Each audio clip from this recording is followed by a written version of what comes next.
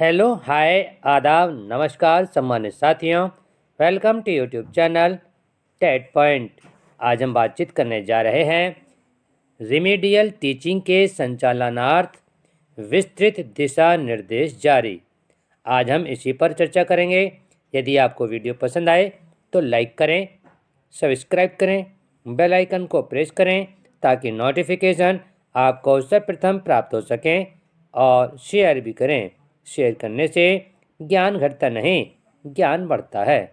साथ ही यदि आप हमारे यूट्यूब चैनल के व्हाट्सएप ग्रुप और टेलीग्राम ग्रुप से जुड़ना चाहते हैं तो आप इस वीडियो के डिस्क्रिप्शन बॉक्स में जाकर के लिंक के माध्यम से जुड़ सकते हैं। तो चलते हैं आज की वीडियो के शीर्षक की तरफ। तो प्राचार्य जिला शिक्षा एवं प्रशिक्षण संस्थान समस्त जनपद उत्तर प्रदेश, जिला बेसिक शिक्षा अधिकारी समस्त जनपद उत्तर प्रदेश, और यह आदेश है 25 नवंबर 2021। और इसका विषय है विद्यालयों में रिमीडियल टीचिंग के संचालनार्थ दिशा निर्देश।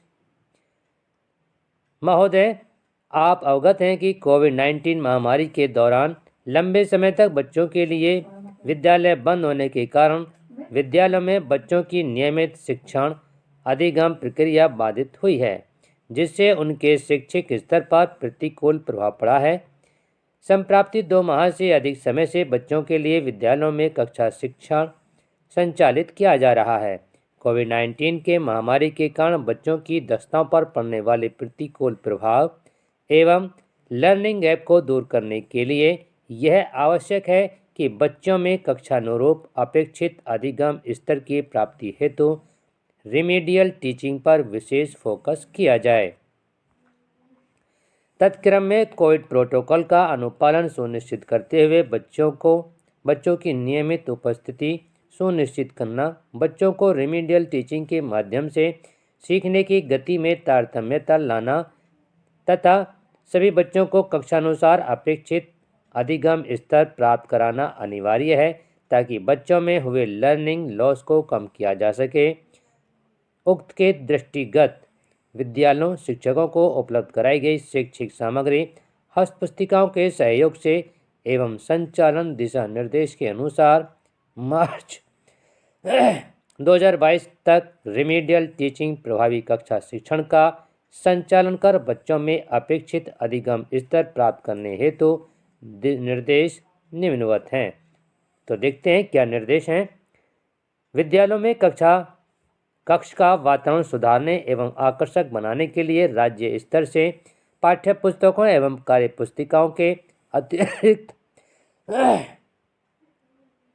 विभिन्न प्रकार की शैक्षणिक सामग्री यथा पोस्टर्स, वार्तालाप, चार्ट, तालिका, लाइब्रेरी बुक्स एवं मैथ्स किट्स आदि का उपलब्ध कराएं।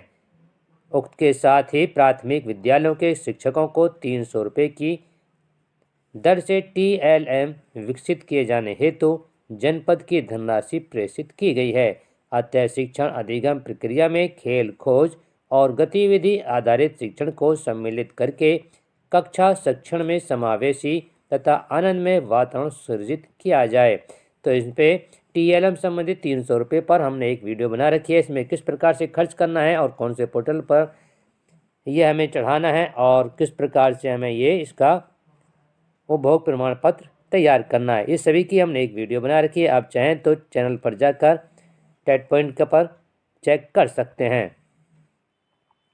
अब चलते हैं दूसरे पॉइंट की तरफ। बच्चों के उपचारात्मक शिक्षण हेतु पाठ्य पुस्तकों के साथ साथ विषय आधारित कार्य पुस्तिकाएं भी वितरित की गई हैं। इन कार्य पुस्तिकाओं तथा मॉड्यूल्स का उपचारात्मक शिक्षण के दौरान अवधारणाओं को स्पष्ट करने, उस अवधारणा पर बच्चों को अभ्यास करने तथा अवधारणाओं पर बच्चों की समझ का आकलन करने के लिए प्रयोग किया जाए। उपचारात्मक शिक्षण के दौरान शिक्षक द्वारा दैनिक साप्ताहिक योजना बनाकर गतिविधि आधारित शिक्षण कार्य कराया जाए। इसके साथ ही बच्चों का समय समय पर आकलन भी किया जाए। बच्चों के प्रारंभिक आकलन फॉर्मेटिव असेसमेंट कर उनका अधिगम स्तर ज्ञात करते हुए उनके स्तर के अनुसार रिमीडियल टीचिंग सुनिश्चित की जाए तथा नियमित रचनात्मक मूल्यांकन के माध्यम से प्रत्येक बच्चे का अधिगम स्तर, सीखने की गति का निरंतर अवलोकन किया जाए। और फोर्थ पॉइंट है, रिमीडियल टीचिंग के अंतर्गत विद्यालयों में संचालित गतिविधियों के दौरान शिक्षक द्वारा नियमित रचनात्मक मूल्यांकन के माध्यम से प्रत्येक बच्चे की अधिगम स्थिति, सीखने की गति का निरंतर अवलोकन करते हुए बच्चों को यथा आवश्यकता अनुसार अपेक्षित सहयोग प्रदान किया जाए। और फिफ्थ पॉइंट हमारा, बच्चों के सीखने के स्तर, रुचि, समझ, दक्षताओं, सीखने की प्रक्रिया आदि के लिए अवलोकन पर्यवेक्षण एक महत्वपूर्ण तकनीक है।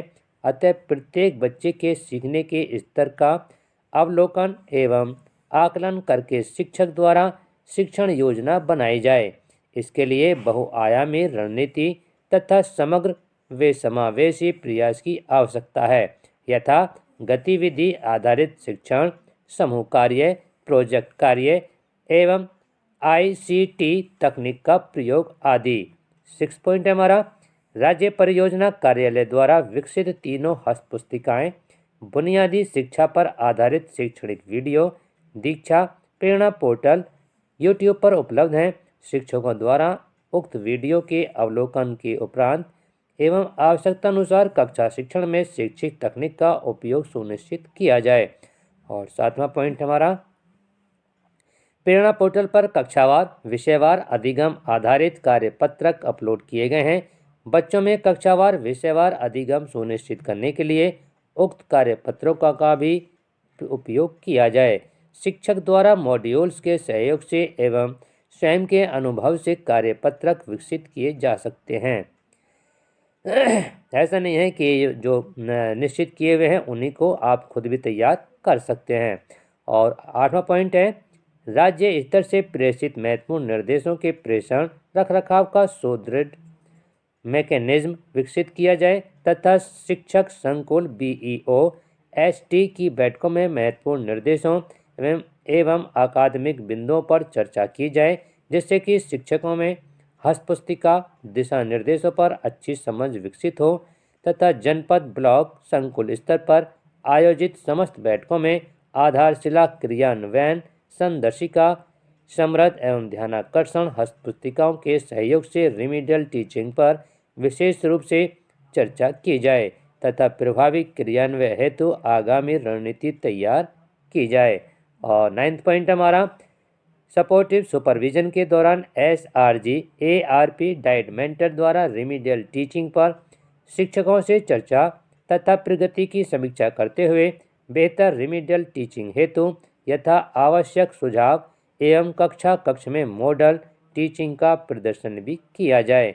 और 10वां पॉइंट हमारा, खंड शिक्षा अधिकारी SRG ARP डाइट मेंटर द्वारा यह सुनिश्चित किया जाए कि प्रत्येक शिक्षक प्राथमिक एवं उच्च प्राथमिक विद्यालय के पास आधारशिला ध्यानाकर्षण शिक्षक संग्रह हस्तपुस्तिका तथा सभी प्राथमिक विद्यालयों में आधारशिला क्रियान्वयन संदर्शिका समृद्ध हस्तपुस्तिका प्रिंट रिच मटेरियल एवं गणित किट उपलब्ध हो तथा कक्षा शिक्षण में प्रयोग भी सुनिश्चित किया जाए। और आगे चलते हैं, 11वां पॉइंट हमारा, बच्चों की शैक्षणिक प्रगति के बारे में अभिभावकों से संवाद किया जाए तथा अभिभावकों को प्रेरित किया जाए कि वे अपने बच्चों को घर से अध्ययन करने तथा विद्यालय द्वारा दिए गए गृह कार्य को पूर्ण करने हेतु प्रोत्साहित करें। इसके साथ ही बच्चों को नियमित विद्यालय भेजने के लिए अभिभावकों को निरंतर प्रेरित एवं प्रोत्साहित किया जाए तथा समय समय पर शिक्षकों द्वारा गृह भ्रमण भी किया जाए।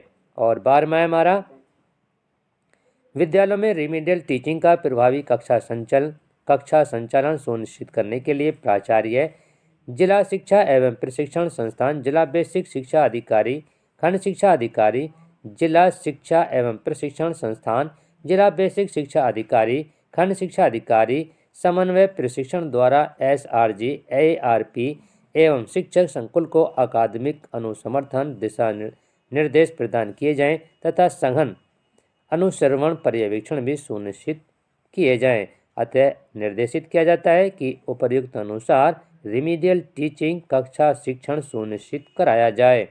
और संलग्न है उक्तवत यदि आपको वीडियो पसंद आ रही हो तो लाइक करें, सब्सक्राइब अवश्य। आउटकम के आधार पर किस अपनी शिक्षण योजना बनाई जाए तथा उसे क्रियान्वित किया जाए। और कक्षावार मूलभूत अधिगम परिणाम लर्निंग आउटकम ध्यानाकर्षण हस्तपुस्तिका के पृष्ठ संख्या 108 से 120 दिए गए हैं। उदाहरण स्वरूप कुछ शिक्षण योजनाएं हस्तपुस्तिका के पृष्ठ संख्या 127 से 90 में वर्णित हैं।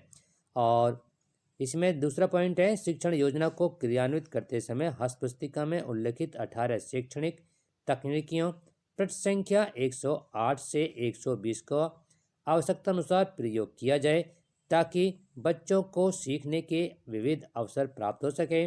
शिक्षण योजना बच्चों की कक्षावार वास्तविक अधिगम स्थिति के अनुसार विकसित की जाए। और कक्षा 6 में रिमीडियल टीचिंग हेतु कक्षा 1 से 5 के मूलभूत दक्षताओं पर कार्य किया जाए।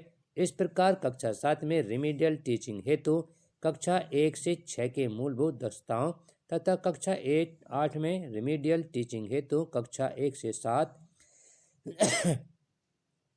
और मूलभूत दक्षताओं पर सभी बच्चों के साथ कार्य किया जाए। उक्त कार्य कक्षा में बच्चों की वास्तविक अधिगम स्थिति के अनुसार किया जाए और बच्चों के मध्य अधिगम स्तर के आधार पर किसी भी प्रकार का समूह विभाजन न किया जाए। बच्चों के प्रगति को रिकॉर्ड करने के लिए ध्यानाकर्षण हस्तपुस्तिका के पृष्ठ संख्या 14 पर दी गई सारणी के अनुसार बच्चों विषयवार लर्निंग आउटकम का चार्ट बनाकर किया जाए तथा प्रत्येक बच्चे के सापेक्ष लर्निंग आउटकम में उस दिनांक को अंकित किया जाए जिस दिन उसने उक्त लर्निंग आउटकम को प्राप्त कर लिया हो। इस प्रकार नियमित रचनात्मक आकलन करते हुए बच्चों की प्रगति की समीक्षा करते हुए उसे रिकॉर्ड किया जाए। कक्षा शिक्षण के दौरान उपलब्ध कराई गई पाठ्य पुस्तकों कार्य पुस्तिकाओं का प्रयोग भी अवश्य सुनिश्चित किया जाए। यदि आपको वीडियो पसंद आ रही